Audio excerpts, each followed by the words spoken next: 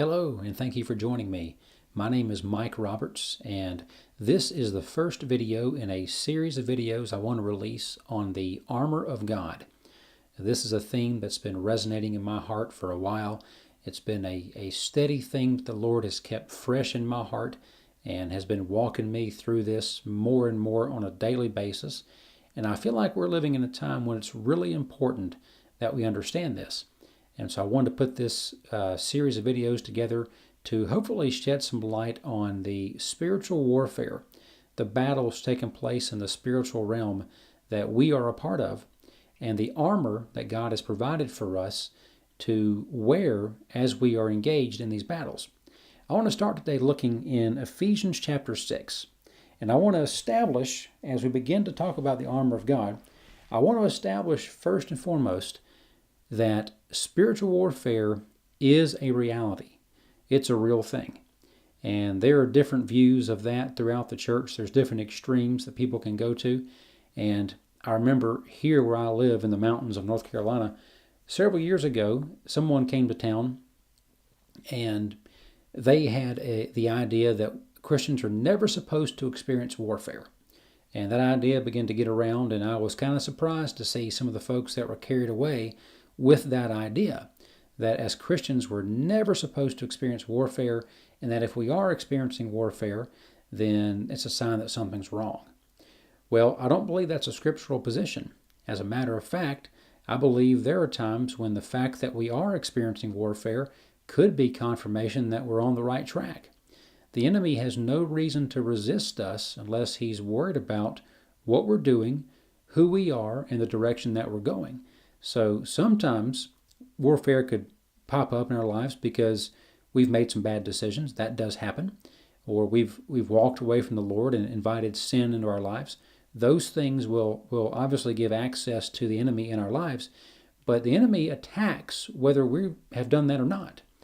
As a matter of fact, Peter said in 1 Peter chapter 5, verse 8, a verse that is really important for us to understand and bear in mind as we talk about and wrap our minds around this spiritual warfare that we are involved in. And what he said in 1 Peter 5:8 is, be sober and be vigilant, because your adversary, so we have an adversary, we have an enemy. He roams about like a roaring lion, seeking someone to devour. So, what does that mean? Does that mean that we live in fear of him?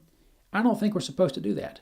I believe what it means is we don't live in fear of him. We don't get paranoid that he's crouched behind every bush ready to pounce on us.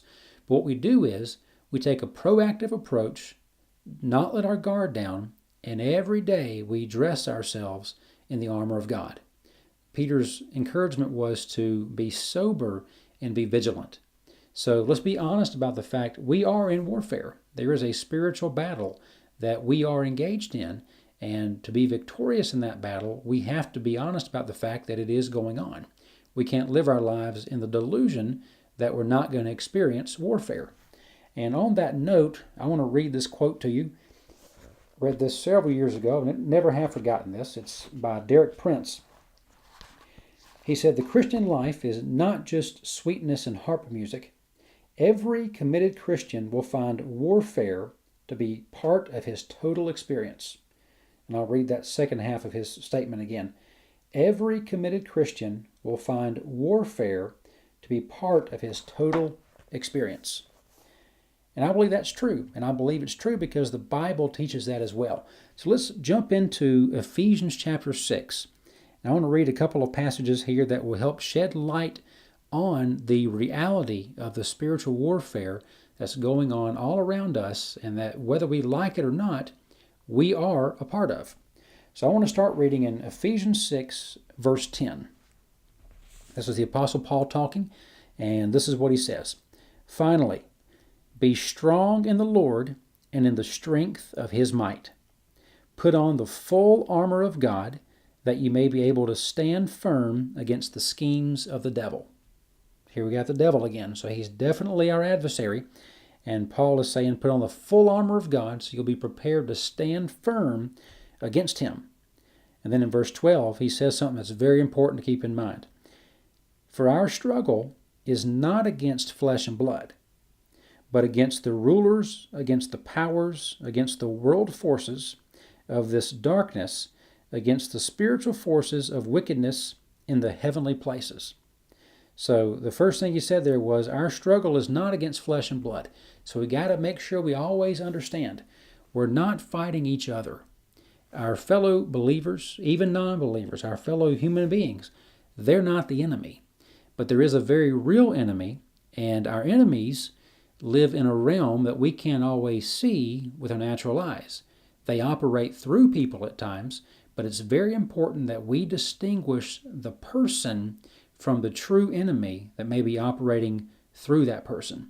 So it says here that our struggle is not against people, but it's against these forces in the heavenly places, these powers, these rulers, these world forces in the kingdom of darkness, and spiritual forces of wickedness in the heavenly places. So we are engaged, again, in a war, in a battle with those forces. And the armor of God is what God has given us to be prepared to engage them in the battlefield. So verse 13 says, therefore, take up the full armor of God, that you may be able to resist in the evil day, and having done everything to stand, stand firm. And we're going to discuss the armor of God, each individual piece of armor, in future videos. But I want to talk about the fact that we stand firm, and the armor of God we're going to find is not designed so much to enable us to go fight for victory. I believe that really the armor that God has given us is designed for us to fight from a place of already having victory. And we're going to establish that more as we go. So again, we're not fighting so much to gain a victory as we are fighting from a place of already having the victory. And I mentioned a minute ago the battlefield that we're fighting in, and Paul here in Ephesians 6 talks about the heavenly places. Well, and that is a legitimate battlefield. But another battlefield, very common battlefield, I want to talk about here quickly, and we'll use this to close this first video in this series, is the battlefield that's right here. It's the battlefield of our minds. Not to say that we've manufactured in our minds the battle, but our mind actually is the battlefield that the enemy chooses to engage us on oftentimes. And let's read here in 2 Corinthians chapter 10, and I'll read verses 3 through 5. And again, this is the Apostle Paul sharing here as well. And this is what he says. For though we walk in the flesh, we do not wage war according to the flesh, which goes along with what he said in Ephesians 6. Our struggle is not against flesh and blood. So we don't wage war according to the flesh. For the weapons of our warfare are not of the flesh, but divinely powerful for the destruction of fortresses. Now some versions there say, instead of fortresses, they say strongholds. And what that means is, it's a pattern of thinking. It's a way that we begin to think that becomes a pattern in our minds and a pattern in our thought life. And that opens the door for the enemy, or it closes the door to the enemy. And so it's important that we understand he will engage us on the battlefield of our minds, but again, we can be victorious in that realm.